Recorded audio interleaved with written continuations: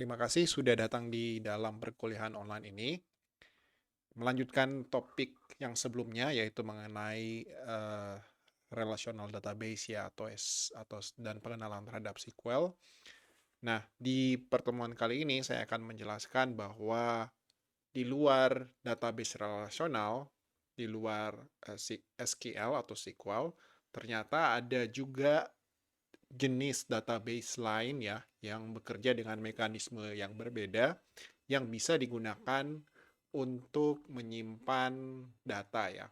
Selain data ya, desainnya itu memang didesain sedemikian rupa supaya performanya itu bisa melebihi apa yang dapat dilakukan oleh database relasional atau database terstruktur. Nah, terkadang ada hal-hal atau kondisi tertentu di mana database relasional itu kurang perform ya. Misalnya karena tabelnya ini dia terpisah-pisah ya, untuk database relasional membutuhkan waktu untuk join semuanya. Nah, ada solusi-solusi khusus atau desain-desain khusus yang ditawarkan oleh database NoSQL ya, yang mencoba mengatasi masalah-masalah seperti itu. Nah, di pertemuan kali ini saya akan membahas dua dari banyak database NoSQL ya, not only SQL, yang dapat digunakan untuk kondisi tertentu yang mana mereka bisa optimal melakukan tugas atau desain di mana mereka diperuntukkan untuk itu. Nah, jadi ini adalah sekedar sekilas rangkuman ya apa yang akan saya berikan pada pertemuan kali ini. Ya, pada intinya ya saya akan menjelaskan secara sekilas tentang konsep data semi terstruktur dan juga dua contoh database NoSQL ya, yaitu document databases dan juga ada yang namanya graph databases, dokumen dan graph. Kemudian ada sedikit perbandingan antara NoSQL dan Relational Database Management System. Terus saya juga akan memberikan sekilas ya beberapa, ya mungkin ada belasan jenis-jenis database yang mungkin bisa digunakan di dalam kondisi-kondisi bisnis tertentu. Nah, setelah itu kemudian di sini di bagian 8 ada short case tadi ya, ada e-commerce dengan kondisi kebutuhan informasi yang berbeda-beda. Nah, bagaimana RDBMS dan juga jenis-jenis database lainnya itu bisa fit in atau cocok dengan kebutuhan tersebut. Dan akhirnya akan ditutup dengan konklusi. Nah, seperti biasa, untuk memulai perkuliahannya, untuk memprovokasi diskusi dan juga untuk mengundang pemikiran yang lebih mendalam ya, saya mulai dengan sebuah pertanyaan, apakah traditional database atau relational databases yang sebelumnya sudah saya jelaskan di pertemuan sebelumnya ya, apakah database tipe tersebut cukup untuk menangani ya berbagai macam jenis modern business data ya. Jadi data-data yang diproduksi atau dihasilkan dari bisnis modern, apakah apakah relational database cukup untuk menangani semuanya itu, ataukah ada solusi-solusi yang lain di mana mungkin jenis-jenis database tertentu itu optimal untuk kasus-kasus tertentu. Jadi ini yang perlu kita renungkan di pertemuan kali ini ya, untuk ditelaah lebih lanjut. Nah, di era modern seperti saat ini ya, khususnya penggunaan data yang masif ya. Jadi misalnya volume data itu terus kecepatan dan juga jenis-jenis data itu bisa macam-macam ya, berkembang dengan pesat. Nah, ini yang biasanya kita kenal dengan 3V ya. Ada versi 5V-nya juga yang saya pernah sebutkan sebelumnya ya. Jadi volume, speed, dan variety-nya ini atau jenis-jenis database-nya itu berkembang dengan pesat sekali. Nah, Relational Database Management System ini telah menjadi standar ya di dalam dunia IT atau pengelolaan atau manajemen data, sudah menjadi standar ya, udah lama banget dari tahun 60-an kalau tidak salah. Ya, walaupun demikian, ada kasus-kasus di mana relational database ini kurang fleksibel ya, kurang fleksibel, terus kesulitan untuk menangani data-data yang besar ya, khususnya mungkin ada proses join yang membutuhkan proses join yang banyak, terus juga kurang fleksibel karena kita dibatasi oleh definisi kolom, terus juga baris ya. Jadi ada kekakuan di situ. Mungkin ada kondisi-kondisi di mana tidak semua kolom itu dibutuhkan, jadi dapat menghasilkan pemborosan karena space yang diminta untuk penyimpanan tiap row-nya itu adalah tetap sama. Nah, terus setelah relational database, ya inovasi terus berjalan, maka muncullah yang disebut dengan istilah not only SQL. Artinya ada berbagai macam sistem penyimpanan lain, ya, penyimpanan data lain yang ternyata bisa memberikan skema yang lebih fleksibel. Terus secara pembacaan itu bisa lebih cepat, ya, baca tulisnya bisa lebih cepat. Terus bisa horizontal scalability, artinya bisa terdistribusi ya. Terus yang lain adalah ya ada berbagai macam data yang didukung ya, khususnya data-data semi-terstruktur, misalnya JSON yang memang itu menjadi de facto standar untuk tukar-menukar data di web ya. JSON ini adalah JavaScript Object Notation. Jadi datanya itu kita simpan ke dalam objek JavaScript ya. JavaScript itu adalah bahasa pemrograman yang biasanya digunakan untuk mendefinisikan web, khususnya web dinamis di sisi klien ya. Dan ya web ini banyak juga digunakan ya menjadi standar di dalam e-commerce ataupun sosial media ya. Dan juga mungkin perangkat IoT. Nah, di pertemuan kali ini saya akan menjelaskan sekilas ya, hanya di permukaan aja tentang konsep-konsep yang ada di dalam NoSQL. Nah, not only SQL ini berarti ada begitu banyak cara untuk memanajemen data atau menstrukturkan data. Nah, dua di antaranya yang cukup umum digunakan adalah dalam bentuk dokumen dan dalam bentuk graf ya. Dalam bentuk graf. Nah, dua ini saya akan jelaskan. Nah, tidak terbatas pada dua ini saja, tetapi ada jenis-jenis database yang lain yang dimana mereka optimal untuk kasus-kasus tertentu ya, sesuai dengan desain yang diberikan kepada mereka.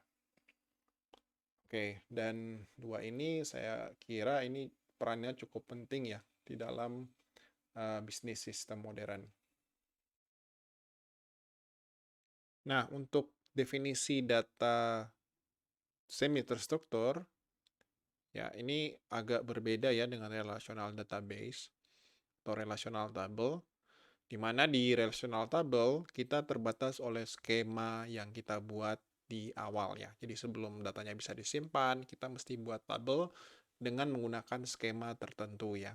Artinya ya data yang disimpan ke dalam tabel tersebut harus mengikuti pola atau struktur kolom dan tipe data yang kita pakai untuk tabel tersebut. Nah, untuk data semi terstruktur ya tetap ada strukturnya, tetapi mungkin tidak terbatas atau tidak dibatasi oleh skema tetap yang kita buat sebelumnya ya. Nah, ini ada beberapa atribut yang menjadi karakteristik kunci dari data tidak terstruktur adalah skema on read. Nah, kalau di relational database itu kita definisikan skemanya terlebih dahulu, nama-nama kolom, terus tipe datanya ya, baru kemudian kita simpan. Tetapi kalau skema on read adalah kita simpan datanya terlebih dahulu, mau apapun itu ya, dalam bentuk text file ataupun uh, JSON ya, atau XML atau format yang lain ya. Baru kemudian kita buat tabelnya ya, yang merepresentasikan data yang kita simpan tersebut.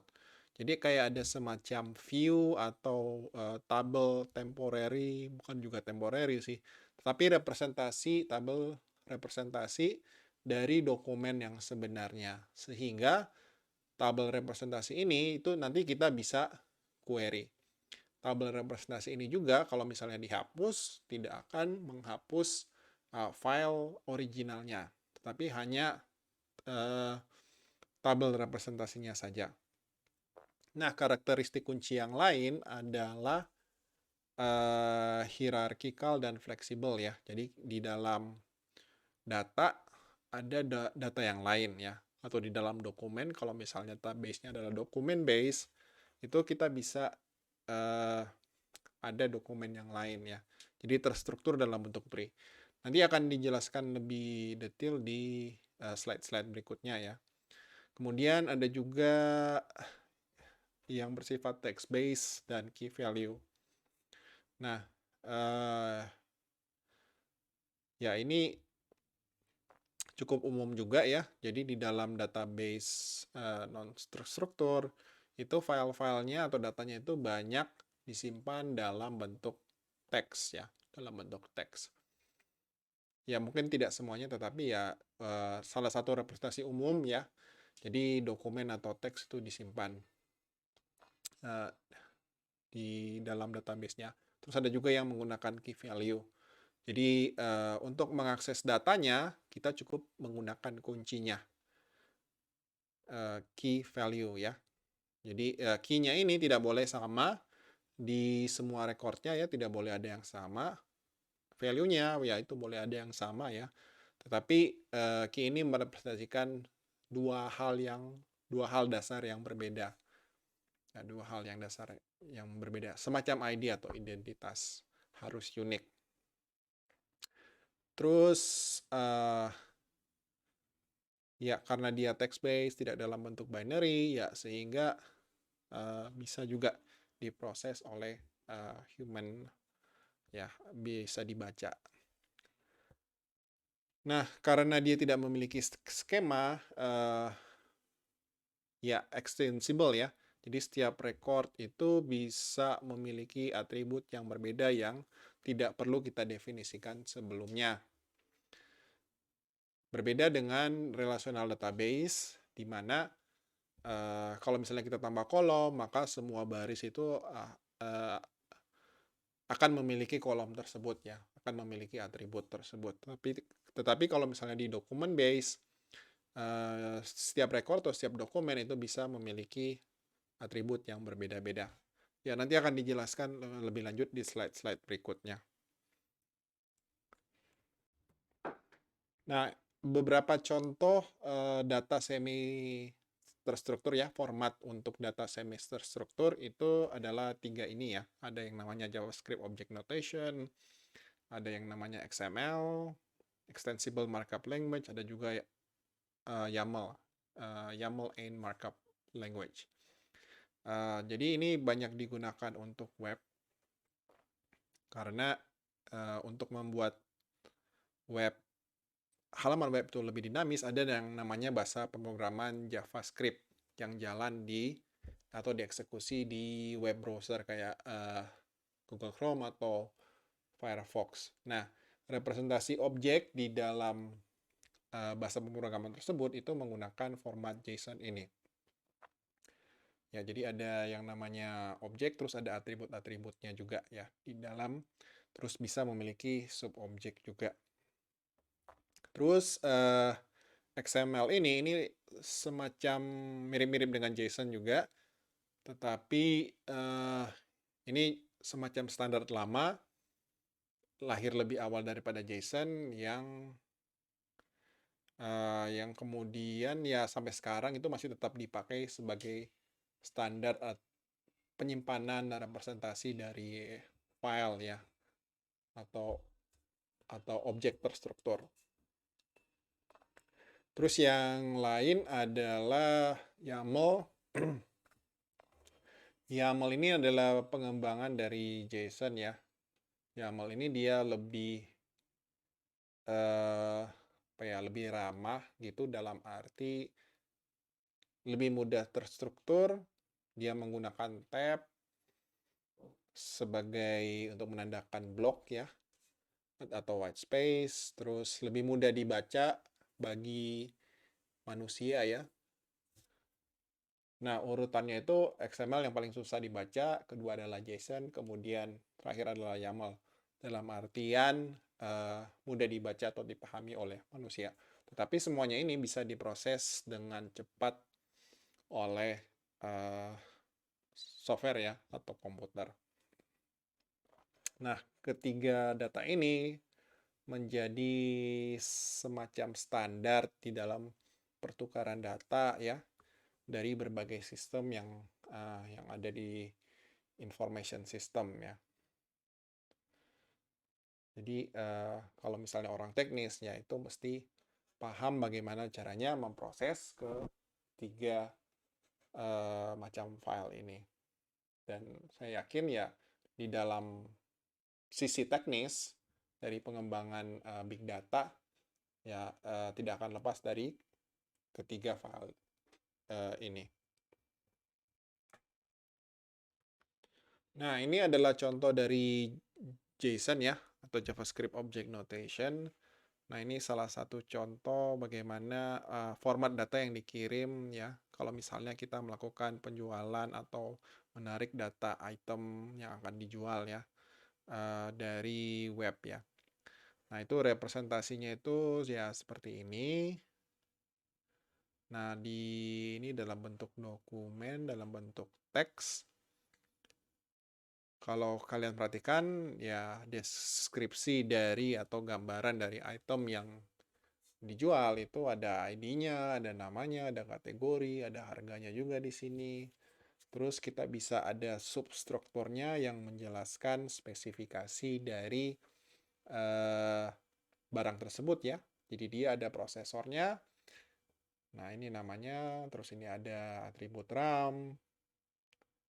RAM-nya 8 GB, storage sekian ya. Terus kita juga bisa menambahkan atribut teks yang bisa memiliki banyak value untuk kategorisasi ya. Jadi teksnya ini ada laptop, Asus, notebook, electronics. Nah, ini yang biasanya digunakan sebagai standar pertukaran data ya di web. Nah, NoSQL itu hadir untuk menjawab keterbatasan yang dimiliki oleh relational database ya, di dalam menangani data-data modern. Nah, NoSQL sendiri itu disimpan di dalam berbagai format ya, ada dalam bentuk JSON, ada key value pairs, ada dalam bentuk graph, ada juga wide column store ya. Nah, berikut ini adalah 4 motivasi mengapa NoSQL ini diadopsi ya, di luar dari relational database system yang seperti yang saya jelaskan di pertemuan sebelumnya, yaitu untuk scalability. Jadi NoSQL ini dia mendukung horizontal scaling ya, cross multiple server. Ya, tergantung dari engine dari NoSQL-nya itu sendiri ya. Nah, biasanya digunakan untuk sosial media atau IoT application. Terus flexibility juga ya. Artinya kita tidak bergantung kepada skema. Skemanya bisa datang belakangan ya. Bisa langsung data yang diambil itu bisa langsung disimpan dan seterusnya. Terus high performance ya, optimize for low latency and high throughput. Untuk jenis-jenis tertentu ya memang didesain untuk performa cepat ya. Jadi misalnya key value pairs. Terus kalau grabs-nya ini, grab database ini dia akan performanya akan sangat baik untuk data-data yang mungkin bisa distrukturkan dalam bentuk graph ya. Jadi misalnya ya untuk search dalam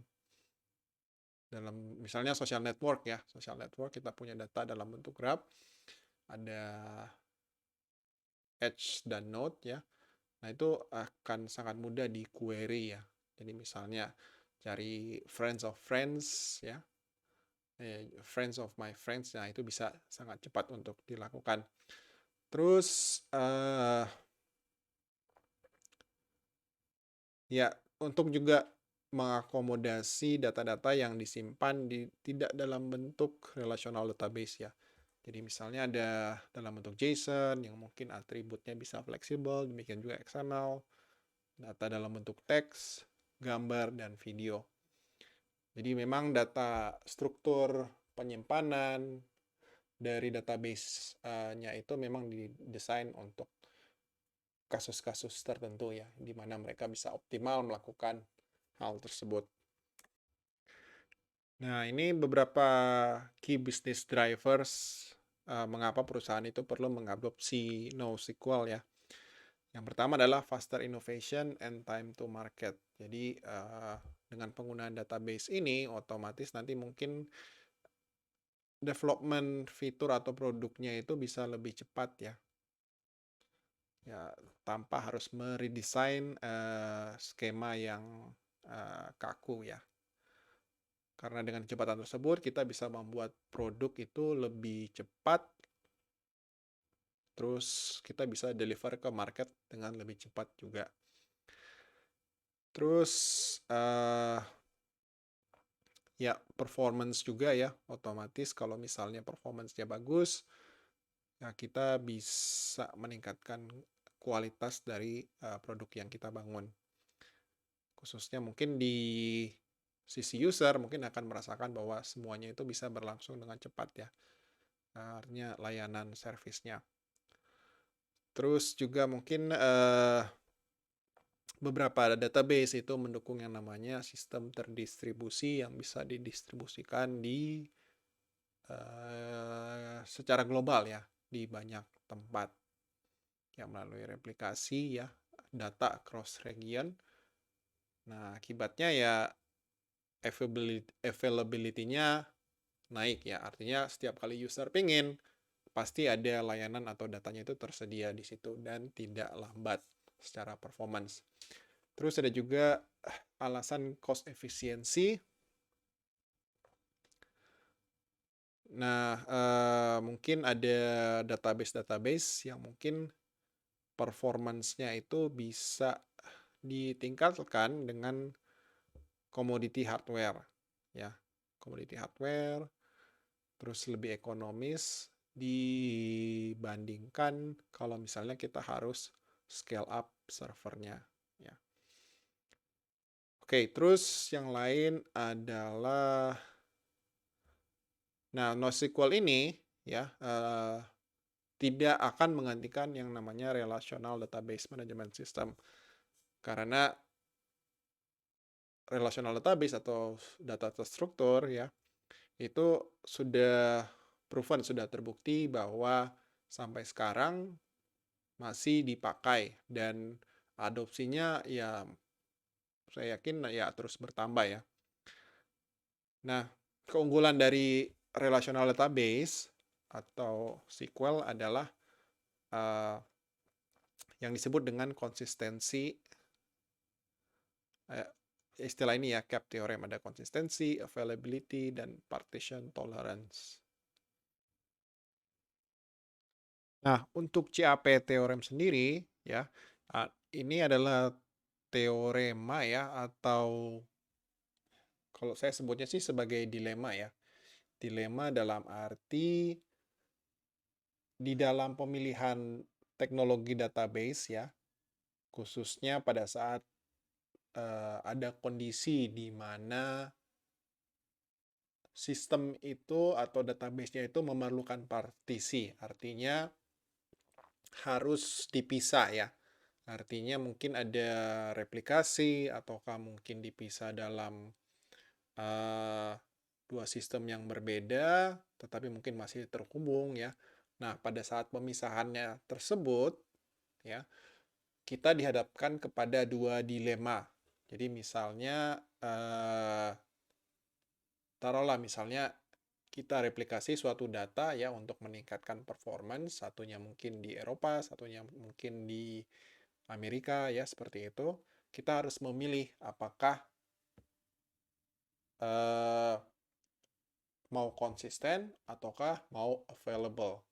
Nah, konsisten sendiri ini artinya adalah bahwa baik di sistem yang ada di Eropa maupun di Amerika itu harus sama ya, harus sama.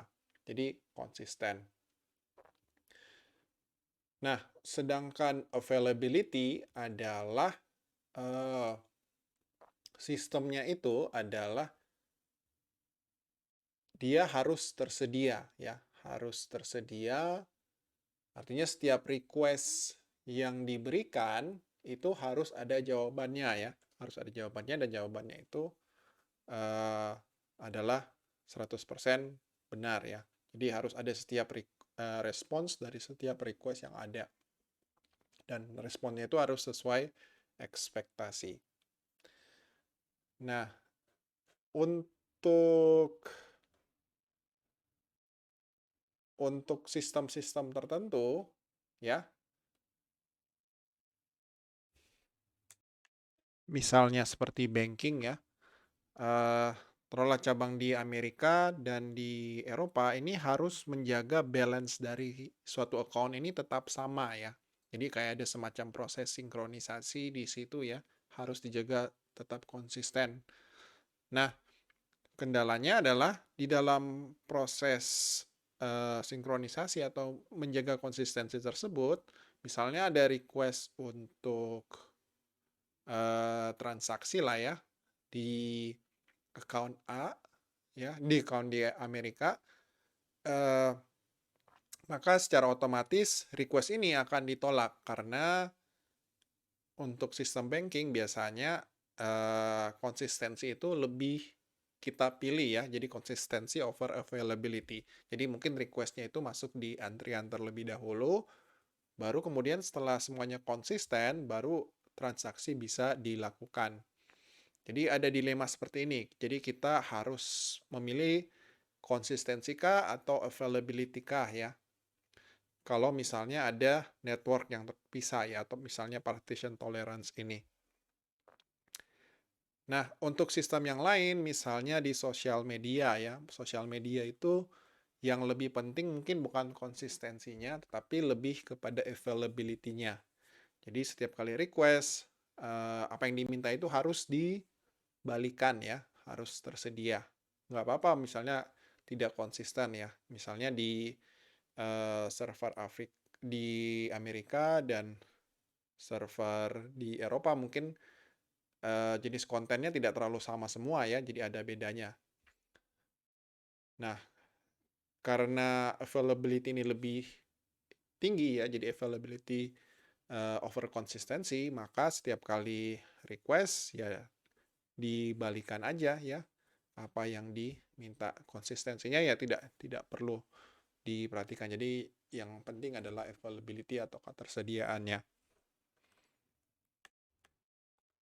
Jadi jikalau memang suatu sistem itu perlu dipartisi, artinya perlu dua network yang berbeda, maka secara otomatis dia akan harus memilih ya, apakah konsistensi ataukah availability ya, yang mana yang penting ya tergantung dari natur dari sistem yang dijalankan. Nah, ini beberapa main NoSQL kategoris ya. Jadi sebenarnya bukan hanya ini aja, tapi ya 4 ini yang dominan ya. Ada ada ya document database ya. Nah, ini biasanya JSON, XML dan seterusnya. Terus ada juga key value store ya. Terus ada juga column family store. Terus kemudian graph database.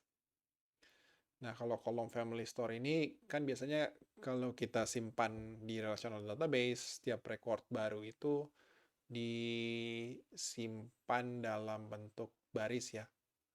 Nah, kalau yang ini dia dalam bentuk kolom. Ya, dalam bentuk kolom. Oke. Eh, nah, ini secara teknis bisa dieksplor lebih lanjut nanti ya. Tapi secara garis besar ya ini 4 ini yang dominan. Tapi masih ada juga yang jenis-jenis yang lain. Nah, di pertemuan kali ini saya hanya akan membahas dua ini aja ya, document database dan graph database.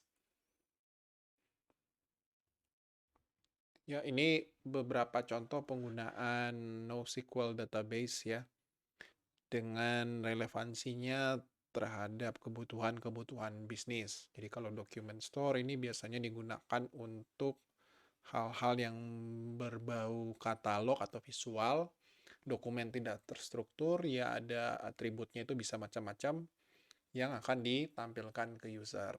Jadi tidak perlu proses join apa segala macam ya untuk menarik datanya itu untuk ditampilkan ke usernya. Terus kemudian ada key value store. Di sini dia lebih optimal untuk session store ya. Caching, shopping carts. Nah, key value store ini biasanya disimpan di dalam main memory. Jadi tidak disimpan di dalam storage atau hard disk ya. Biasanya lebih concern kepada performance ya. Tapi kita bisa menjalankan proses background atau mekanisme yang lain untuk menyimpan key value store ini ke dalam storage ya, ke storage yang lebih permanen. Terus kemudian ada juga kolom family store. Nah, ini dia datanya itu disimpan dalam bentuk kolom ya. Dalam bentuk kolom. Jadi kolomnya itu dianggap sebagai baris. Terus nanti setiap kali record ya itu di append ke masing-masing barisnya itu ya. Ya mungkin tidak sulit membayangkan ya. Sulit membayangkan kalau misalnya dieksplor lebih jauh nanti akan lebih jelas lagi bahwa ternyata dengan cara pemikiran column base itu kita bisa mendapatkan performance yang lebih baik dibanding misalnya relational database yang berbasis row ya. Nah, ini biasanya cocok digunakan untuk time series ya karena apa? Bisa lebih panjang ya, maksudnya dari sisi kolomnya itu dia bisa lebih panjang dan kita bisa memilih values yang kolom nilai yang sesuai aja. Kalau misalnya di relational database pada saat kita query ya, itu dia akan membaca seluruh row, baris, kolom itu semuanya ditarik. Tapi kalau misalnya kolumnar database itu kita bisa slice, potong ya. Kita hanya narik data di kolomnya saja. Ya, akan butuh sesi yang lebih panjang lagi ya untuk menjelaskan cara kerjanya ini. Tapi setidaknya ini bisa menjadi pintu awal gambaran untuk menggali lebih lanjut. Nah, terus kalau misalnya yang satu ini, Graph Database, ini dia sangat optimal untuk data yang bersifat graph ya. Misalnya social network, recommendation, fraud detection ya. Jadi misalnya kalau kita ingin cari teman, friends of my friends ya, otomatis nanti itu dia akan lebih cepat karena uh, secara struktur dia mendukung untuk itu. Kalau misalnya kita menggunakan relational database, uh, kita mungkin ada proses join ya, terus ya proses join dari node-nya, terus relasinya antara node tersebut dan seterusnya. Oke, jadi ini masing-masing memiliki kasus-kasus tertentu di mana mereka bisa optimal digunakan. Nah, kita masuk lebih dalam ke dokumen database ya. Ini sekedar ilustrasi saja, jadi bagaimana struktur dari database dokumen ya. Jadi di dalam database-nya itu terdapat koleksi dari berbagai dokumen yang ada. Ya, biasanya mappingnya itu ada kayak semacam ID-nya juga. Terus, nah di dalam dokumen ini ada berbagai field yang ya macam-macam ya. Bisa beda-beda untuk setiap dokumen. Jadi bisa jadi field 3 ini tidak ada di dokumen yang lainnya. Ya. Jadi ilustrasinya seperti ini. Terus ini adalah contoh dari salah satu dokumen yang disimpan di dalam database yang namanya adalah MongoDB ya. Jadi MongoDB ini kayak semacam vendor atau merek untuk dokumen database. Jadi informasinya atau datanya itu disimpan seperti ini dalam bentuk dokumen. Nah, dokumen yang ini itu bisa kita query juga ya, sama dengan structured query language ya, SQL. Tapi kita query-nya dalam bentuk perintah yang seperti ini ya. Jadi db.products find ya. Jadi artinya ya seperti ini ya. Jadi kita mencari produk dengan kategori elektronik ya. Terus juga untuk harganya itu adalah kurang dari 10 juta ya. Terus di sini ya name, price, dan kategorinya juga ya seperti ini.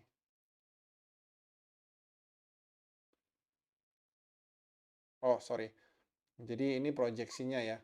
Jadi ini adalah kondisinya, dan ini adalah apa yang ditampilkan. Namanya, harganya, dan juga kategorinya. Nah, sedikit berbeda dari SQL yang kita pelajari di pertemuan sebelumnya.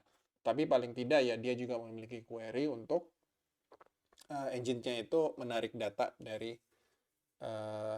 penyimpanan ya, dari storage-nya. Nah, ini adalah beberapa use case, business use cases ya, dari penggunaan dokumen database. Jadi di sini ada produk katalog ya, jadi dokumen database bisa juga digunakan untuk produk katalog, jadi data-data produk ya.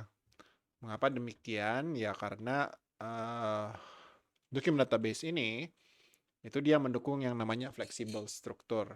Jadi setiap produk itu mungkin bisa memiliki atribut yang berbeda-beda, tidak sama semuanya. Terus user profile juga demikian ya.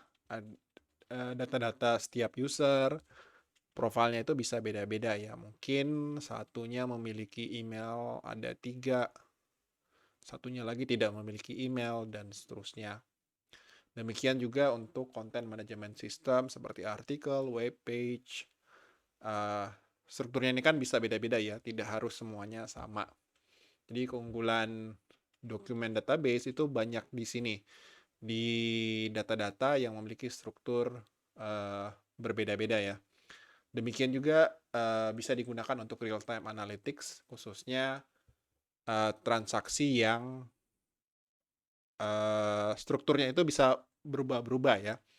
Jadi mungkin apa ya, metode pembayarannya mungkin di awal itu hanya mendukung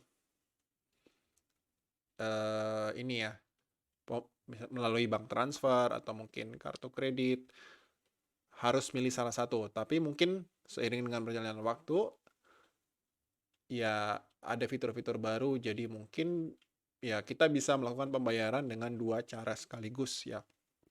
Jadi misalnya dengan QRIS sebagian lagi dengan kartu kredit ya. Ya bisa berbeda-beda ya. Terus juga mungkin ya bisa patungan atau apalah sepertinya ya.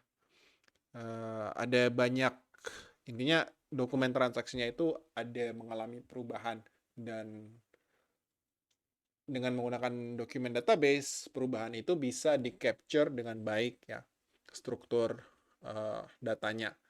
Tapi kalau misalnya kita pakai relational database, kalau misalnya kita tidak simpan historinya, ya otomatis nanti semuanya itu harus sama skemanya ya. Data transaksi skemanya itu semuanya harus sama. Nah, ini kekurangannya dari relational database ya di situ. Sedangkan kalau di dokumen database, semua perubahan struktur dari dokumen transaksi itu bisa ditangkap dengan baik. Nah, untuk perbandingan lebih detailnya dengan relational database, ya seperti ini ya. Jadi misalnya kita punya produk dengan multi kategori ya. Ada laptop, ada buku, ada fashion, furniture. Tentunya atributnya juga beda-beda. Nah, secara keseluruhan, ya semua atribut yang muncul di semuanya ini itu dimasukkan ke dalam sini ya. Jadi ada material, terus prosesor, ya kan jadinya tidak relevan ya. Kalau misalnya kita pakai relational database. Nah, ya kalau misalnya kita mau tambah kategori, berarti kita mesti tambah kolom lah ya. Kita mesti tambah di semua record. Nah, terus kalau misalnya kebanyakan atributnya, nah query-nya itu tidak menjadi efisien ya.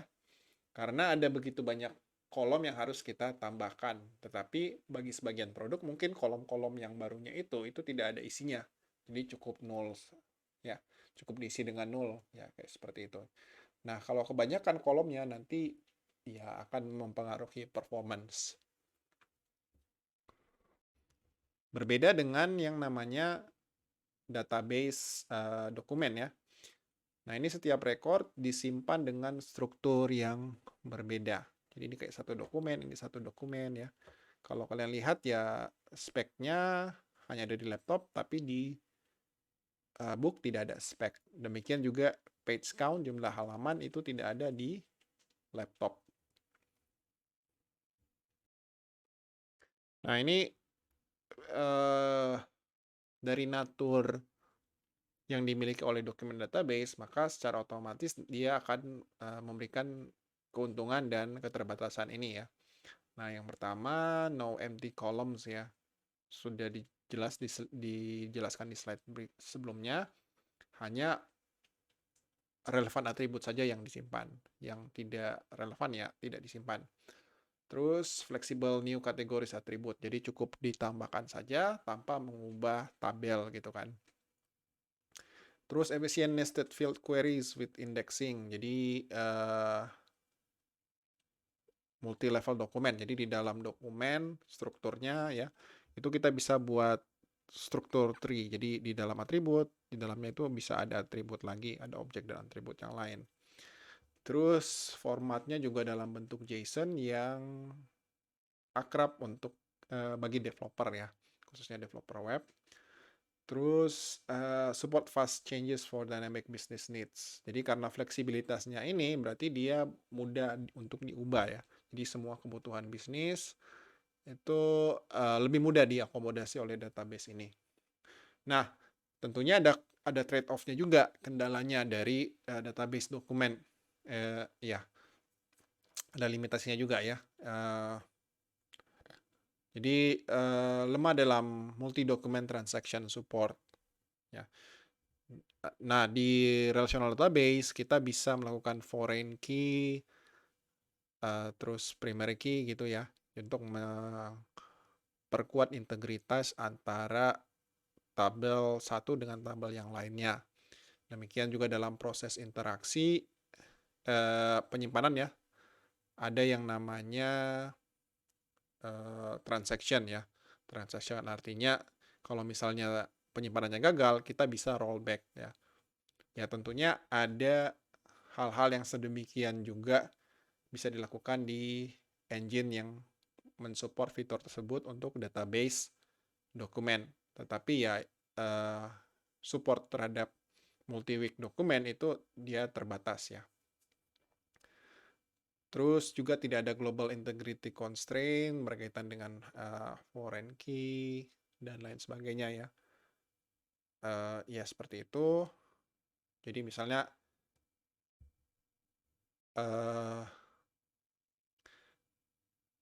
sales order item ya, itu dia ada foreign key ke parent-nya, yaitu sales order-nya ya, dokumen sales order-nya. Nah, tidak boleh ada sales order item yang tidak ada dokumennya ya. Jadi ada kayak semacam integrity di situ ya. Jadi harus ada aturan-aturannya juga. Demikian juga konsistensi mengenai tipe datanya ya. Nah, itu relational database sangat kuat di situ. Sedangkan kalau di dokumen database karena dia fleksibel ya, jadi konsistensinya itu yang bisa menjadi kelemahan ya, tidak memiliki konsistensi tersebut. Terus untuk operasi-operasi agregasi ya, misalnya join, terus sum. Nah, relational database itu akan sangat cepat melakukan semuanya itu ya. Sedangkan untuk dokumen database itu performance-nya dia lebih lambat. Oke, jadi ini adalah beberapa keuntungan dan keterbatasan dari dokumen database. Jadi ya dokumen database seperti MongoDB ini cocok di dalam sistem yang membutuhkan fleksibilitas dan pengembangan yang cepat ya. Sementara relational database ini tetap optimal untuk strict ACID ya. Nanti saya akan jelaskan tentang ACID transaction dan relational integrity. Jadi mengenai integrity, terus konsistensi, ya, relational database ini menang jika dibandingkan dengan MongoDB atau dokumen database. Nah, ini penjelasan sedikit tentang ACID ya. Jadi ACID itu adalah singkatan dari atomicity, consistency, isolation, dan durability. Nah, atomicity di sini maksudnya adalah semua operasi yang ada di dalam transaksi ya, itu nanti harus semuanya sukses ataupun tidak sama sekali ya. Jadi misalnya pada saat kita menjual barang, otomatis nanti catatan penjualannya itu harus ada dan otomatis stok kita juga itu harus berkurang. Jadi jangan sampai misalnya pembuatan sales ordernya ada ya, kita berhasil jual, tetapi stoknya tidak berkurang ya. Jadi ya seperti itu ya atomicity. Jadi semua operasi di dalam suatu transaksi itu harus semuanya sukses atau tidak sama sekali. Terus yang kedua adalah konsistensi. Ya, transaksi harus membuat database itu berpindah dari satu status valid state yang satu ke yang lain. Jadi harus memaintain integrity. Jadi ya misalnya dalam proses update, jadi ya kayak tadi stoknya berkurang, maka pada saat dikurangi ya jumlah stoknya itu juga harus berkurang sesuai dengan jumlah yang dijual ya atau pengurangnya. Yang ketiga adalah isolation. Ya isolation ini artinya ya concurrent transaction do not interfere each other ya. Intermediate states are invisible to others. Jadi semua transaksi itu bisa di-set ya secara natur ya oleh relational database itu tidak mengintervensi antara satu sama yang lain ya. Terus ada juga durability, sekali di commit ya maka perubahannya itu bertahan ya. Sekali di commit transaksi penjualannya itu dia akan persis bertahan bahkan during system failure.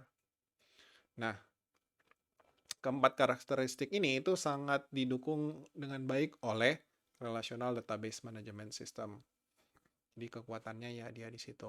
Karena ya konsistensi, reliability, integrity-nya ini menjadi kekuatan dari relational database. Jadi relational database ini sangat dan masih dipakai oleh business critical applications such as seperti banking, ERP, accounting system, dan lain sebagainya ya. Oke, jadi ini sekilas tentang ACID.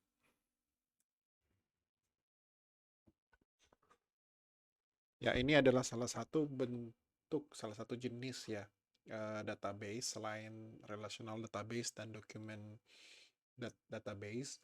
Jadi ada yang namanya graph database. Graph database ini adalah jenis dari NoSQL database yang memang didesain untuk mengelola atau menangani data yang memiliki relationship yang kompleks.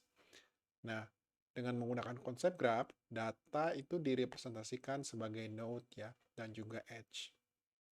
Node ini bisa merepresentasikan entitas ya, macam-macam, user, produk, account, ataupun yang lain. Sedangkan edge ini merepresentasikan relationship antara node-node yang ini. Jadi misalnya user membeli produk, atau user friends with user yang lain, dan seterusnya.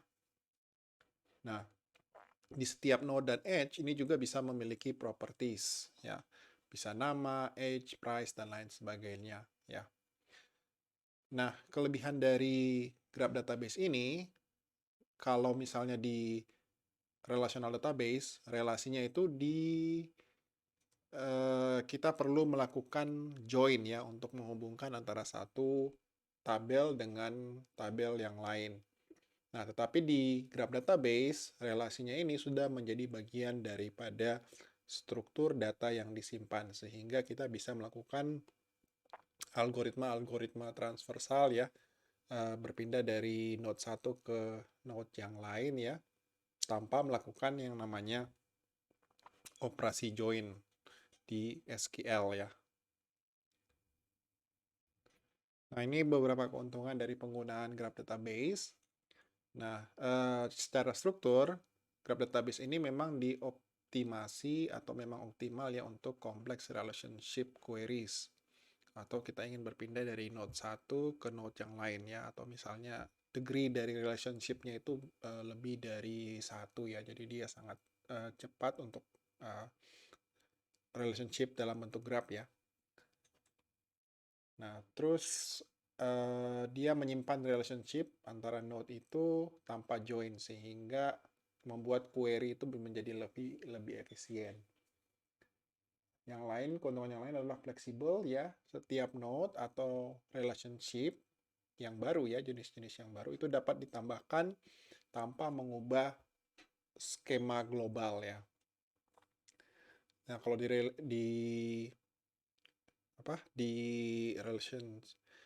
RDBMS ya, relationship relational database.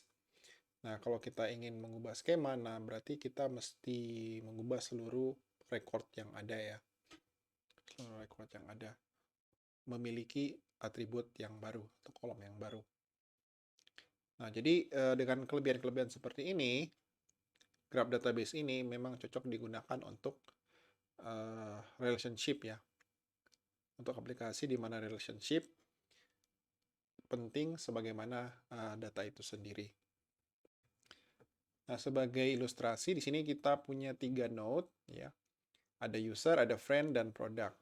Nah, user ini terhubung dengan friend dengan relationship friend, dan friend ini terhubung dengan product karena dia membeli produk tersebut, purchase ya. Jadi secara ilustrasi atau abstraksi kita bisa merepresentasikan data di dalam graph database itu sebagai node dan edge ya. Simpul dan ini talinya ya.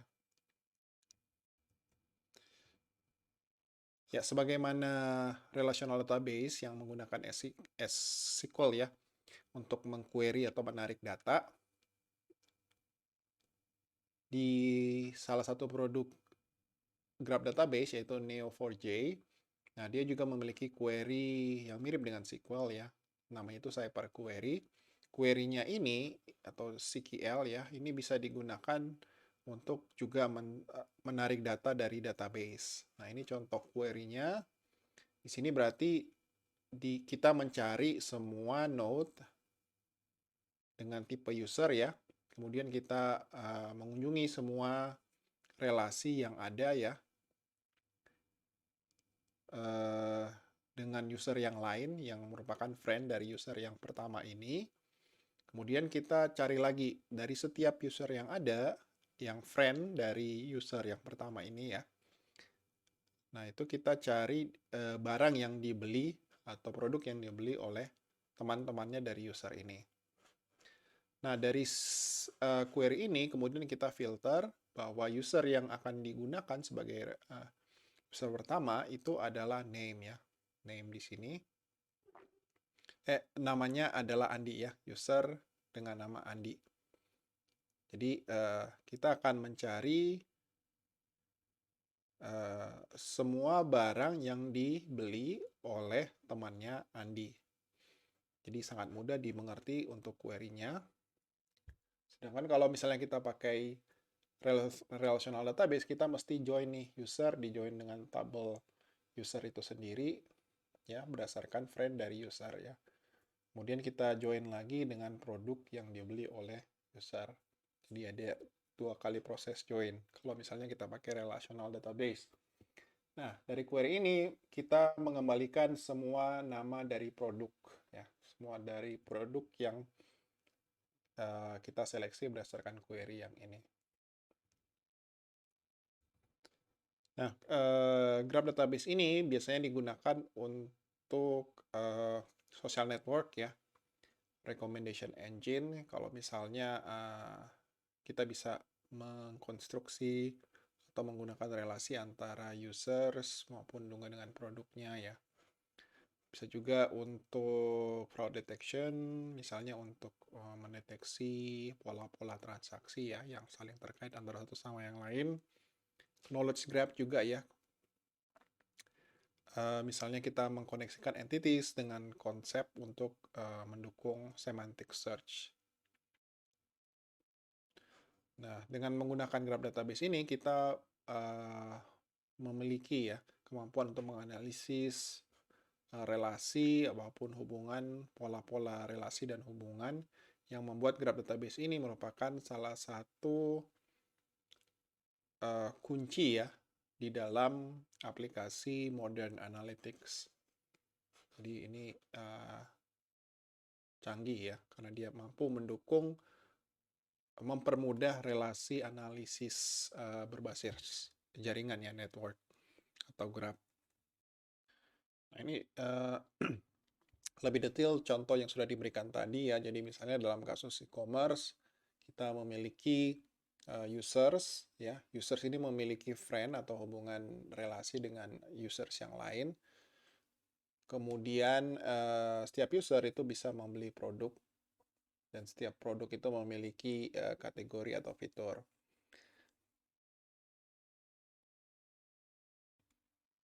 Nah, kalau kita misalnya ingin merekomendasikan produk ke user berdasarkan apa yang dibeli oleh users dengan similar preference dan social connections ya. Berarti kita mesti melakukan join ya di antara tabel-tabel yang ada yang merepresentasikan entitas yang kita sebutkan tadi. Nah, kalau di relational database berarti kita mesti membuat tabel dari entitasnya maupun dari relasinya ya. Kemudian untuk query-nya ya kita harus membutuhkan multiple join ya. Dan makin banyak ya tentunya akan query-nya itu akan semakin kompleks dan tentunya akan semakin lambat untuk large data set ya. Karena kita mesti mengkonstruksi semuanya itu dari awal. Ya, jadi setiap transversal atau relasi dari node satu ke node yang lain itu membutuhkan additional join ya. Jadi SQL query itu akan menjadi semakin kompleks maupun juga waktunya akan semakin lama.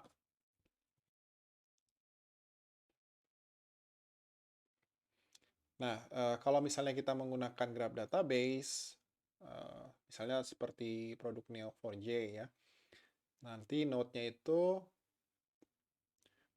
merepresentasikan user dan produk ya. Kemudian edge-nya ini merepresentasikan relasi antara user dan produk.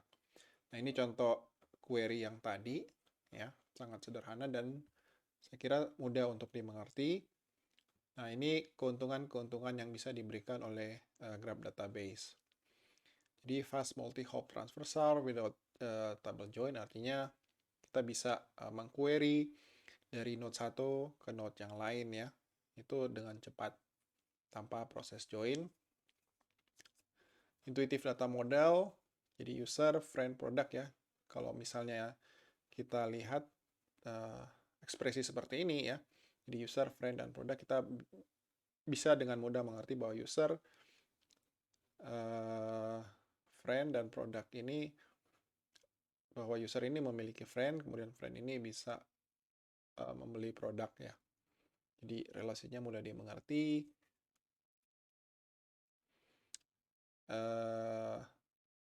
Ya ini contoh kasus pembunuhan yang lain ya.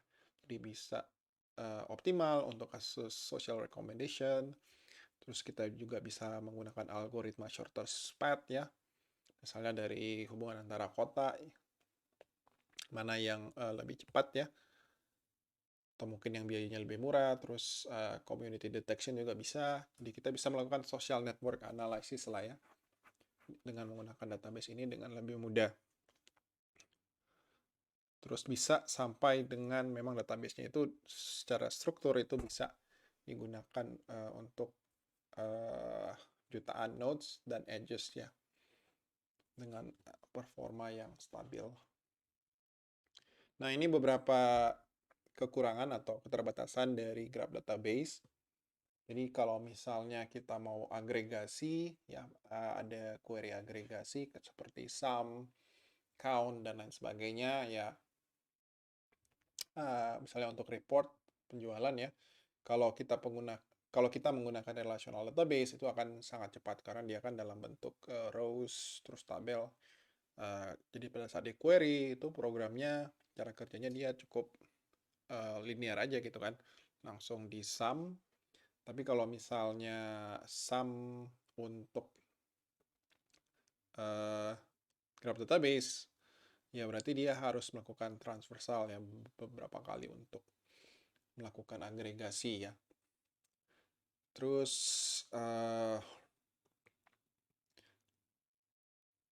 high storage overhead juga ya kalau misalnya untuk graph yang banyak sekali interkoneksinya ya, banyak edge-nya, karena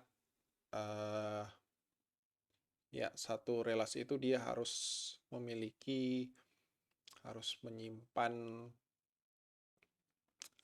informasi asal dan tujuan ya untuk setiap edge-nya. Jadi ada hal-hal yang berulang di situ ya. Jadi node-nya. Jadi misalnya satu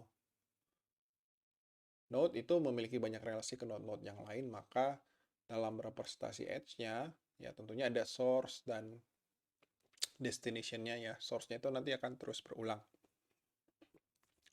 Oke, terus kemudian untuk learning curve juga lebih tinggi karena graph database ini bukan sesuatu yang umum dipakai. Jadi dia membutuhkan pengetahuan khusus. Ya, pengetahuan khusus. Jadi butuh expertise lah ya. Butuh waktu untuk dipelajari. Khususnya lagi kalau misalnya timnya itu sudah terbiasa dengan SQL ya. Kemudian integrasi dengan relational database management system juga tidak bisa langsung, jadi membutuhkan extract, transform, and load pipelines ya. Or federated queries, jadi mesti ada transformasi yang dibutuhkan. Nah, untuk complex relationship analysis seperti social recommendations, fraud detection, dan lain sebagainya, atau network analysis, graph database ini lebih superior dibandingkan relational database management system atau document database karena kemampuannya untuk melakukan high performance multi-hop transversal ya. Jadi dia bisa query lompat dari node satu ke node yang lain itu dengan natural ya, karena memang struktur datanya ya seperti itu. Ini adalah perbandingan ya, atau perbedaan karakteristik antara NoSQL dan Relational Database Management. Jadi ini beberapa perbedaan utamanya. Ya, maksudnya di sini adalah ya sebagian besar ya, pada umumnya ya seperti itu. Ya tentunya ada pengecualian tertentu ya. Jadi misalnya ya kayak RDBMS ya, Relational Database itu scales vertically. Ya tentunya ada ya pengecualian ya, dan harusnya juga Relational Database ini bisa diskalakan secara horizontal. Nah, ini perbedaannya ya. Jadi secara struktur, nah, relational database itu menggunakan relational table dengan skema yang fix ya, yang tetap. Sedangkan NoSQL itu bisa menggunakan format yang lebih fleksibel. Bisa kolumnar, bisa key value, bisa dokumen, bisa graph, dan lain sebagainya. Terus untuk skemanya, relational database ini lebih bersifat rigid. Artinya ya semuanya sama, harus mengikuti skema tersebut. Sedangkan NoSQL itu lebih fleksibel. Jadi skemanya itu tidak ada, ataukah mungkin skemanya itu bisa kita definisikan kemudian ya. Nah, terus query language-nya juga relational database menggunakan standar SQL, sedangkan NoSQL ini bervariasi. Jadi memiliki bahasa-bahasa tersendiri untuk engine atau jenis database yang digunakan. Kemudian relational database management system itu mendukung full ACID ya, yang atomicity, terus konsistensi, dan seterusnya. Jadi sangat menekankan yang namanya konsistensi ya, dan integrity. Sedangkan kalau NoSQL ini berdasar mostly base ya, with limited transaction. Jadi transaksinya itu terbatas. Nah, base di sini maksudnya adalah B ini adalah basically available. Jadi pada dasarnya ada sih. Jadi setiap kali kita request sebenarnya sih ada di situ ya datanya. Kemudian A ini adalah soft state. Jadi sistemnya itu ya may change over time ya. Ya sebenarnya state-nya itu ada, cuma nanti ada kayak semacam lagging karena proses sinkronisasi ya. Nanti saya akan jelaskan. Sedangkan kalau SE ini adalah eventually konsisten ya, eventually konsisten. Jadi secara waktu ya, nanti perlahan-lahan itu dia akan konsisten datanya. Dan ini khususnya banyak digunakan untuk social network, sosial media ya, yang mana kalau misalnya kita request atau misalnya kita like suatu post, database-nya itu otomatis nanti akan terupdate ya, terupdate. Nah, jadi misalnya kita like, bagi kita ya, user, nah kita ada apa? Kita bisa melihat situ bahwa ada like-nya itu bisa disimpan ya. Ada. Nah, kendalanya adalah kita backend-nya itu akan melakukan replication. Jadi teman kita yang lain ya belum secara langsung itu melihat update yang kita berikan ya. Nah, itu butuh waktu untuk sinkronisasi ya. Dan pada akhirnya ya, eventually ini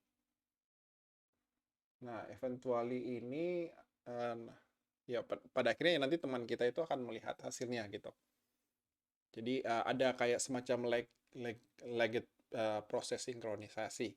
Jadi itu yang dimaksud dengan base. Sedangkan kalau full ACID yang ada di sini itu diusahakan jadi setiap kali transaksi sinkronisasinya itu berjalan jadi prioritas utama ya. Sehingga konsistensinya itu bisa tetap terjaga.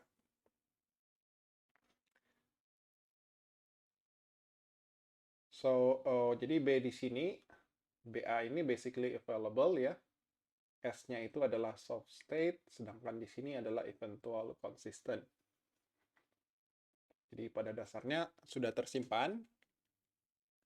Nah, soft state-nya itu nanti keadaannya itu, state-nya itu bisa beda ya antara users ya.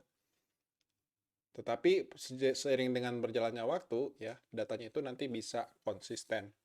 Jadi maksudnya ya seperti itu. Nah, mengapa seperti itu? Ya karena penekanannya memang beda. Penekanannya lebih kepada availability ya, availability.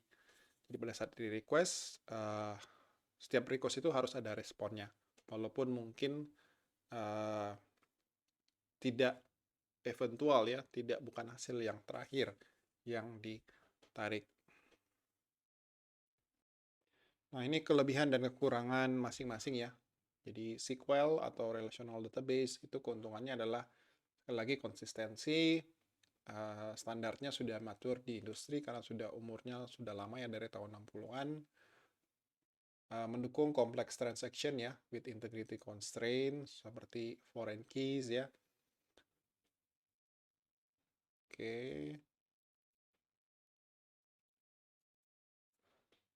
Jadi ya konsistensi dan integritas itu adalah first class citizens gitu. Kalau dan limitationnya adalah ya dia kurang fleksibel, terus tidak terlalu optimal untuk horizontal scaling ya di distributed system. Tapi harusnya ada solusinya lah untuk yang ini. Less fleksibel untuk semi-structured data ya.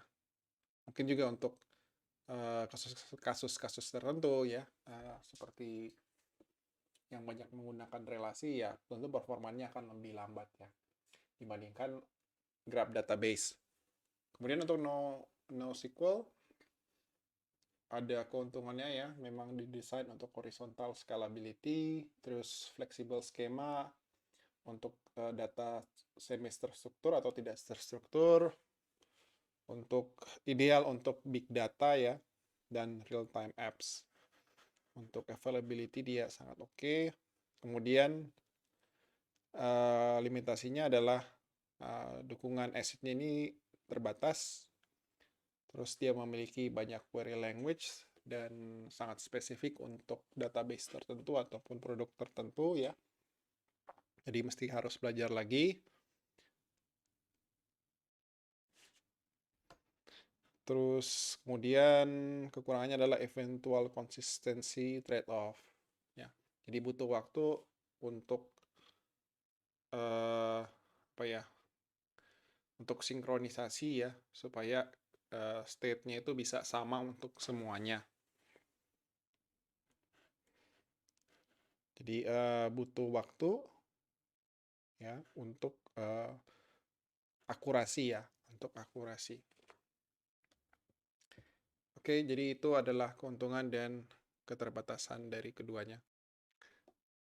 Nah, ini strategi jika dikaitkan dengan sistem bisnis ya. Jadi kalau misalnya kita ingin integritas dari transaksi, maka relational database sangat cocok ya untuk penggunaan semacam itu karena dia mendukung konsistensi. Kemudian untuk scalability dan kecepatan, kita bisa pakai NoSQL ya. Macam-macam tergantung dari kasusnya ya. Biasanya ada NoSQL spesifik ya terhadap kasus tersebut. Jadi kalau social network ya pakai graph database. Kalau dokumen, deskripsi yang banyak atributnya itu pakai relational, pakai dokumen database. Terus untuk kasus-kasus yang membutuhkan skema flexibility ya tentunya NoSQL ya. Karena mendukung agile development dengan fast schema changes. Jadi skemanya itu bisa berubah ya. Tidak terpatok ke dalam satu skema. Nah, banyak dari organisasi juga yang menggunakan keduanya ini secara bersamaan. Jadi relational database ini digunakan untuk transaksi, misalnya transaksi keuangan, penjualan, dan lain sebagainya. Ya, journaling, accounting system gitu ya, banking. Sedangkan untuk caching, terus kemudian analitik, atau misalnya untuk menampilkan dokumen dan lain sebagainya, itu menggunakan NoSQL.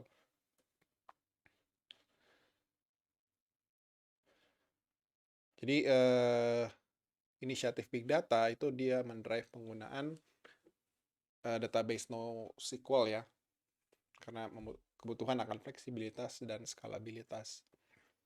Sedangkan relational database itu tetap digunakan dan tetap menjadi bagian penting dari sistem informasi karena dia bisa memberikan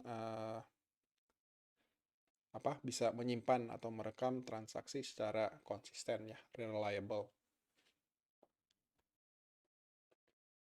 Ini adalah daftar dari tipe-tipe jenis database yang ada ya. Nah, ini yang sering kita gunakan pada umumnya dan saya sudah jelaskan, kita sudah belajar ini di pertemuan minggu lalu, yaitu relational database atau SQL. Kemudian ada dokumen database, jadi semi-structured data dengan flexible schema, biasanya digunakan untuk product catalog, user profiles. Kalau yang relational ini digunakan untuk transaksi ya, yang membutuhkan konsistensi seperti banking, business operation, kemudian ada key value store. Ini menggunakan in-memory atau memori utama untuk caching dan sessions. Jadi kalau butuh sesuatu yang cepat, kita pakai key value store. Terus kemudian ada column-based database. Jadi digunakan untuk fast aggregation ya. Biasanya digunakan untuk data warehouse ataupun analitik untuk mendukung reporting kompleks. Graph database memang didesain untuk social network ya. Jadi struktur relasi node dan edges ya dalam bentuk graph. Jadi kita bisa melakukan yang namanya social network analysis dengan mudah kalau kita menggunakan graph database. Nah, ini jenis-jenis yang lain juga ya, ada time series database. Biasanya digunakan untuk logging ataupun IoT sensors atau financial ticks ya. Kemudian ada juga yang namanya search engine database, digunakan untuk text indexing, untuk fast search text ya, search engine. Kemudian ada in-memory database, jadi RAM-based storage for ultra low latency. Nah, in-memory database ini digunakan untuk real-time analytics ya. Jadi misalnya gaming leaderboards dan seterusnya yang mendukung sub-milliseconds response times, jadi in-memory database ini. Kemudian ada juga LedgerDB untuk immutable transaction storage. Ini untuk financial records ya. Blockchain juga termasuk ke dalam database ini ya. Bisa dikategorikan lah ya, masuk ke dalam ledger database. Ya pada intinya memang didesain untuk audit trails ya. Jadi pelacakan ya transaksi, terus security dan data authenticity. Nah, biasanya LedgerDB ini dia immutable ya. Artinya kalau misalnya transaksinya sudah disimpan, maka tidak bisa diubah. Ya, tidak bisa diubah. Jadi mengurangi terjadinya fraud, manipulasi transaksi. Terus kemudian ada multimodal DB. Nah, ini tentunya ya kombinasilah dari semuanya ini ya dalam satu sistem. Oke. Jadi dengan mengetahui ternyata database itu bukan hanya ada satu tapi banyak jenis ya. Terus kalau misalnya kita bisa tahu kelebihan dan kekurangan masing-masing, terus peruntukannya untuk apa ya, kita bisa membuat keputusan-keputusan strategis yang lebih tepat gitu ya, yang lebih sesuai dengan kondisi dan kebutuhan dari perusahaan. Nah, ini contoh studi kasus. Jadi misalnya kita punya perusahaan e-commerce. Nah, perusahaan e-commerce-nya ini itu menjual berbagai macam varian produk seperti elektronik, fashion, book, dan barang-barang rumah tangga ya. Nah, ada 3 kasus penggunaan yang diajukan di sini. Jadi kita harus memilih kira-kira database mana sih yang tepat untuk ketiganya. Nah, di sini ada kebutuhan untuk merekam sales transaction ya, atau order management. Jadi kita harus merekam pembelian, pembayaran, mengelola produk inventory ya, misalnya barang masuk, barang keluar, stok yang ada saat ini. Terus kebutuhan yang lain adalah katalog produk yang bervariasi ya, yang artinya produknya itu macam-macam ya. Jadi kita harus bisa memiliki katalog produk dengan atribut yang berbeda-beda masing-masing ya. Jadi misalnya elektronik memiliki atribut CPU, RAM, terus untuk books ada atribut autornya, pagesnya, jumlah halamannya berapa. Untuk produk fashion, atributnya itu punya ukuran dan warna ya. Kemudian di kebutuhan yang ketiga atau kasus ketiga, kita ingin membuat aplikasi product recommendation yang berdasarkan relasi dari perilaku pembelian ya. Jadi misalnya merekomendasikan produk-produk berdasarkan pembelian yang dilakukan oleh user-user yang lain yang memiliki preferensi yang mirip. Atau sering juga disebut dengan collaborative filtering yang ada di sini. Oke. Nah, ini adalah jawabannya ya. Dari ketiga kebutuhan tadi atau ketiga kasus tadi, untuk transaksi ya kita pakai Relational Database Management System atau SQL ya. Karena dia mendukung ICID untuk payment, pembelian, atau penjualan ya. Terus update stok. Nah ini dua produk dari Relational Database. Terus kemudian untuk kasus yang kedua, nah ini kita bisa pakai dokumen database. Nah ini produknya adalah MongoDB. Jadi setiap produk itu memiliki atribut-atribut yang berbeda. Ya, jadi kita bisa menggunakan banyak atribut tanpa harus mengubah struktur atau skema dari tabel yang ada ya. Terus yang kasus ketiga adalah product recommendation. Kasus ini menggunakan GraphDB ya. Ini contoh produknya adalah Neo4j. Jadi dia bisa dengan mudah menyimpan atau memproses hubungan antara dari dua entitas ya, user dan produk. Terus bisa mendukung support pattern-based queries. Jadi collaborative filtering seperti itu ya. Sangat optimal untuk social graph analysis dan personalized recommendation. Oke, jadi setiap kebutuhan bisnis ya, ada 3 kebutuhan bisnis di sini. Kita bisa memilih kira-kira database mana sih yang tepat untuk kasus tersebut. Jadi pengetahuan akan banyak database, kelebihan dan kekurangannya, peruntukannya, yaitu akan sangat membantu dalam membuat strategi yang tepat ya terhadap kebutuhan-kebutuhan bisnis. Ya, tidak harus sampai teknis ke cara penggunaannya, tetapi kalau misalnya kita sudah tahu kelebihan dan kekurangan masing-masing dari database, itu kita bisa lebih membuat strategi yang tepat.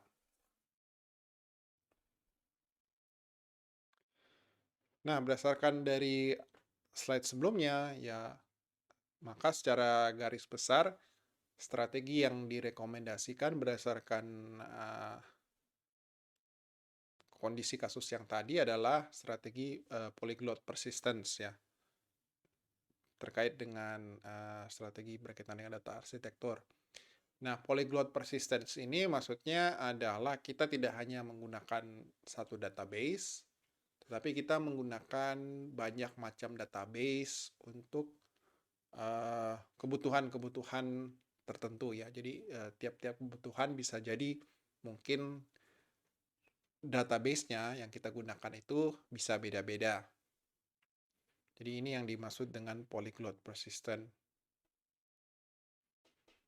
Jadi kita menggunakan lebih dari satu jenis database untuk kebutuhan yang berbeda-beda. Jadi polyglot persistent ini adalah common practice ya, praktis umum di arsitektur big data modern ya, untuk ya pada intinya sih untuk mencapai scalability, flexibility dan reliability simultaneously secara bersamaan. Nah, ini adalah faktor-faktor yang lain. Kalau yang tadi kan kita lebih banyak ke faktor teknis ya. Jadi lebih kepada database ini kelebihan dan kekurangannya apa, cocok untuk apa, tidak cocok untuk apa ya, seperti itu. Nah, ada faktor-faktor yang lain yang menentukan strategi kita dalam penggunaan dan pemilihan basis data. Nah, seperti beberapa aspek berikut ini ya. Jadi misalnya ada cost and licensing, jadi kita juga mesti memperhatikan biayanya, terus lisensinya ya, komersial versus open source. Ya, termasuk juga di sini adalah orang yang mesti kita bayar untuk mengoperasikan atau mengelola database tersebut ya. Jadi bukan hanya komersial lisensinya aja ya, tapi juga ada orangnya di situ. Kemudian ada vendor login. Kalau misalnya open source, ya vendor login ini bisa kita atasi karena kita bisa dengan mudah mencari vendor yang lain untuk mengerjakan atau menggunakan versi open source yang sama. Tapi kalau misalnya pakai produk Microsoft misalnya ya, kita akan terkunci dengan vendor tersebut. Kalau misalnya ingin pindah, minta misalnya Oracle, ya kita harus migrasi ke Oracle seperti itu. Terus ada juga human resource skill, ya ini bagian dari sini ya, cost and licensing. Nah, biasanya database yang tidak umum seperti NoSQL, ini tentunya membutuhkan learning curve yang tinggi untuk dipelajari, terus juga mungkin biaya human resource-nya akan jadi lebih mahal karena lebih langka. Kemudian juga untuk integration, jadi compatibility with existing system ya, jadi BI tools, ini juga kita mesti perhatikan, jadi integrasinya dengan keseluruhan sistem itu bagaimana, apakah mudah ataukah susah, ya, apakah tinggal plug and play, ataukah mungkin butuh adapter, ya, dan seterusnya. Terus berkaitan juga dengan masalah security dan compliance terhadap aturan yang ada, ya, jadi ada regulatory requirements, jadi mungkin pemerintah mensyaratkan standar-standar tertentu, encryption ya seperti apa, terus audit logging capabilities-nya seperti apa ya. Kemudian ada juga community support, apakah ada komunitas yang mendukung database tersebut. Tentunya kalau komunitasnya besar akan sangat mudah bagi kita untuk melakukan problem solving kalau misalnya ada kendala-kendala teknis ya. Termasuk juga mungkin ada plugins tertentu ya, atau fitur-fitur tambahan tertentu yang bisa kita gunakan di dalam database tersebut. Ya, kembali lagi semuanya harus dipertimbangkan dengan baik dan harus sejalan dengan ya tujuan-tujuan bisnisnya ya. Terus resource yang ada seperti apa dari sisi finansial maupun sumber daya manusianya maupun teknologi. Terus long term IT plan-nya itu seperti apa. Jadi semuanya harus disesuaikan. Secara garis besar, ya dari materi yang sudah saya sampaikan, pada intinya di era modern ini, organisasi itu membutuhkan manajemen data yang fleksibel dan scalable ya. Dari kebutuhan tersebut, ternyata relational database atau SQL sendiri itu tidak cukup untuk memenuhi kebutuhan tersebut. Maka dari itu ya NoSQL ya toh, not only SQL hadir untuk mengkomplement ya, melengkapi relational database. Nah, NoSQL ini akan sangat handal untuk hal-hal tertentu ya. Jadi misalnya untuk menangani data-data tidak terstruktur ya, seperti JSON dan XML. Terus kemudian NoSQL tertentu itu sangat low latency ya, khususnya bisa digunakan untuk real-time application ya. Bisa secara mudah untuk scaling horizontal, terdistribusi untuk transaksi yang dalam jumlah besar ya. Nah, NoSQL ini ada macam-macam jenis, bisa seperti dokumen database, bisa key value database ya, bisa juga columnar family ya, columnar database, bisa juga graph database ataupun yang lainnya. Nah, relational database itu sampai sekarang masih tetap digunakan karena dia sangat fokus kepada konsistensi dan integrity ya. Jadi untuk transaksi-transaksi yang membutuhkan konsistensi dan integritas itu biasanya pakai relational database. Sedangkan NoSQL ini lebih kepada agility dan flexibility ya. Karena agility dan flexibility-nya, maka kita bisa melakukan rapid development dengan lebih mudah tanpa harus mengubah skema dari database ya. Jadi skemanya lebih fleksibel. Nah, pada akhirnya organisasi itu memilih untuk melakukan strategi polyglot untuk penyimpanan datanya. Jadi mereka menggabungkan antara SQL dan NoSQL ya, relational database dan jenis-jenis database yang lainnya. Jadi untuk memaksimalkan benefitnya untuk kasus-kasus tertentu. Jadi kalau misalnya kita mengetahui kelebihan dan keterbatasan dari masing-masing jenis database, nah itu akan sangat menolong kita dalam membuat arsitektur data ataupun strategi IT yang lebih kompetitif dan efektif. Oke, jadi ya demikian materi hari ini ya, di session ini.